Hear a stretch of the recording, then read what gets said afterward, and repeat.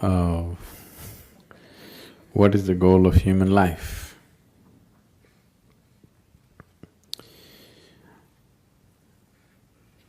What is the purpose of human life? Or in other words, why life? That's a question. When it comes to life and existence, you never ask why.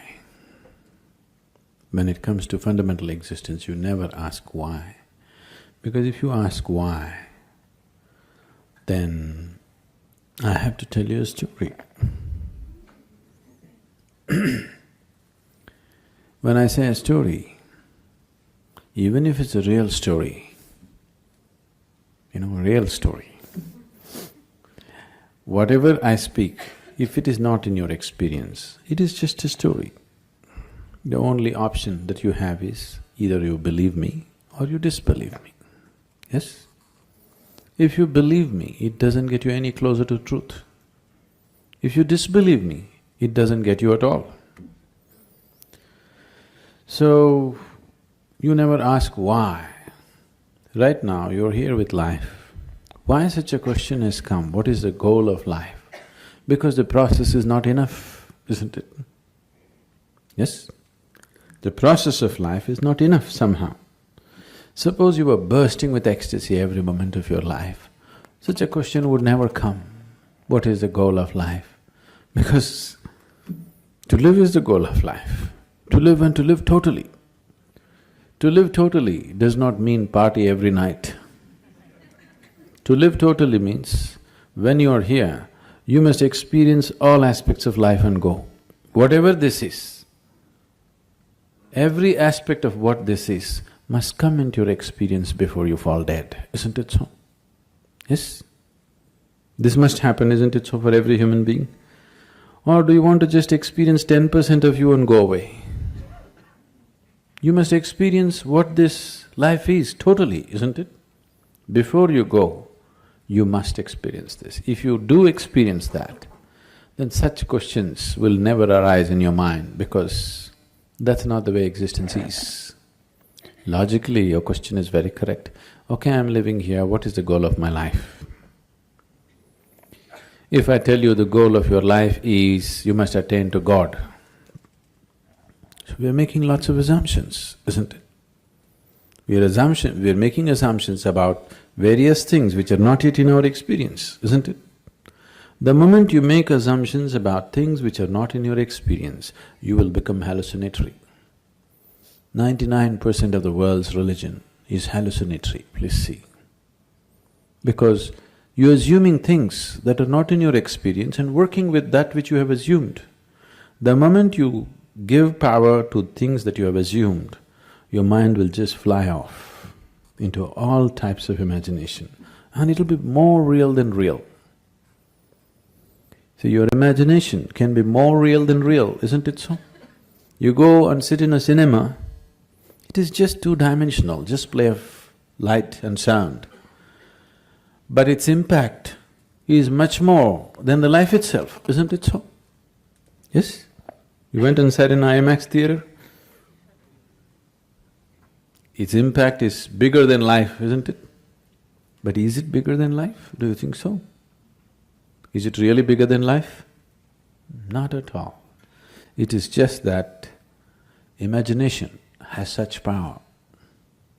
Imagination, thought, emotion, all these things are a way to pave the way. Now I have a thought, I want to go to New York. This paves the way. Once I say, I want to go to New York, now, okay, how to go, shall I buy the ticket, shall I walk it, what shall I do, shall I drive? It's paving the way. But if I sit here and go on thinking New York, I'll never make it. Thought is not a reality that takes you there. It only paves the way, it makes you willing, that's all. Yes? Thought and emotion only makes you willing, it's never the real thing. But once you start giving too much significance to your thought and emotion, it starts seeming like as if it's the real thing. More real than the real. what you're thinking in your head is more real than what's around you, isn't it so? Yes, that's the whole problem with life right now, that your thought and emotion has become a bigger reality than reality itself. Now, this is like, if you go probably in the countryside, there'll be, what do you call them? We call them handpost. What do you call them here? A handpost? What do you call it? Something, a marker? A signpost, okay? So, these are called handposts usually because they used to be made like hands at one time, like this it used to be. Have you seen them? Like this, it says this way to New York.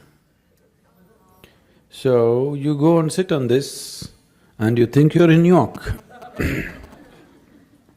That's not New York, isn't it? So, thought is only a signpost. It points you in the direction you want to go, but it never takes you there, it cannot take you there.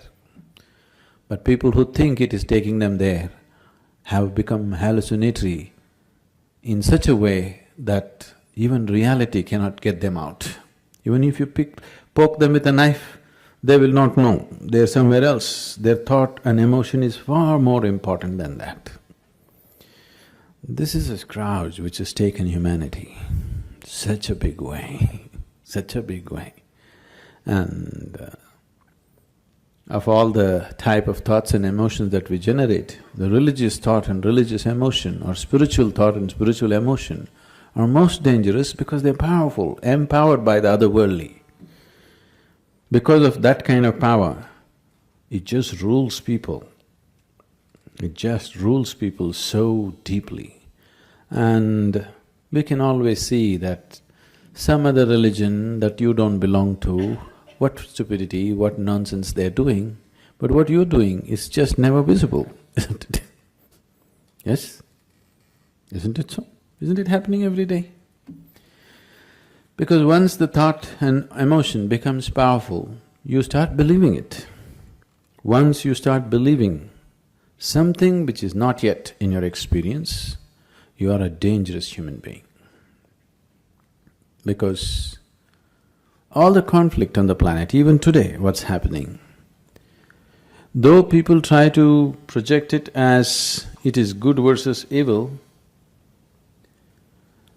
though people are trying to project it as good versus evil, it is not about good and evil. It is always about one man's belief versus another man's belief, isn't it so? Always between one man's belief and another man's belief. Why can't we be sincere enough to simply see whatever we do not know as we do not know? What is the problem? This is the biggest human problem. They can't see that they don't know. They have to bullshit themselves all the time. And this is not a joke. This is a terrible tragedy on the planet, isn't it? This is not a joke, this is not a simple thing. It has cost phenomenally for human life on this planet, phenomenally, and still continuing to cost. But what we think and feel is so important, isn't it? So, what is the goal? What if there is no goal? What will you do? Will you die tomorrow? Suppose there is no goal. What to do? You want to die? Isn't it wonderful? There's nowhere to go. Yes? Isn't it really great? There's nowhere to go, you don't have to work your way to heaven, you can just live here happily. No, we are going to heaven. If you're so sure you're going to heaven, what are you waiting for? If you're so dead sure you're anyway going to heaven, what are you waiting for? I can't understand the logic. Huh? Waiting for the ticket. All you have to do is go and cut your throat in front of the temple. You understand? Whichever is your favorite temple, it'll happen. People 100% believe after I die, I will go to the lap of God. If you are going to the lap of God, you should not delay it. Really? Isn't it so? Such a sacred duty, can you delay it? You must go, today, not even tomorrow. No, you want to live long. So why are you postponing such a wonderful opportunity? That's because you're full of bull. You tell yourself things which are not yet a reality for you. I'm not questioning whether these things exist, not exist, but it's not yet a reality for you. If you talk about things which are not yet a reality for you, to put it very bluntly, it just amounts to lying. This lying has cost phenomenally for individual human beings and for the whole humanity in a big way.